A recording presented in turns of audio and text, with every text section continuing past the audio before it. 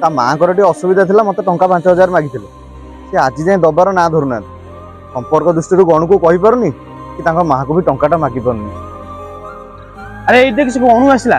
ଯା ତାକୁ କହିବି ଯାଉନୁ ଯା। ଆରେ ଚିନୁ କଥା କଣ ତୁ କଣ ଘର ଆଡେ ଆସୁନୁ? ଆରେ ତ ଭାବୁଛୁ କଣ? ନାଇଁ ରେ ସାଙ୍ଗ, ସେଦିନ ମୁଁ ଯୋଉ ତମ ଘରକୁ ଯାଇଥିଲି ମାଉସୀ ତମ ଘର ପରିସ୍ଥିତି ବିଷୟରେ ମତେ କହିଲେ। ତୁ କାଳେ ଘରେ ଟଙ୍କାଟା ବି ପଇସା ଦଉନୁ, ସେଥିପାଇଁ ମୁଁ ମାଉସୀକୁ 5,000 ଟଙ୍କା ଦେଇଥିଲି।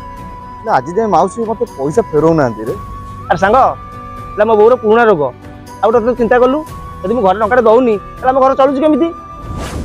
ଆଉ ଗୋଟେ କଥା ସାଙ୍ଗ, ତୁ ବୋଉକୁ ପଇସା ଦେଲାବେଳେ ମତେ ପଚାରିକି ଦେଇନଥିଲୁ। ତତେ ତ ମୁଁ ଘରକୁ ସାଙ୍ଗ ହିସାବରେ ନେଇଥିଲି। ତୁ ପୁଅ ହବ କେମିତି ଚେଷ୍ଟା କଲୁ? ଏବେ ତୁ ସେ କଥା ବୁଝୁ, ମତେ ଭାଇ କିଛି କହନା।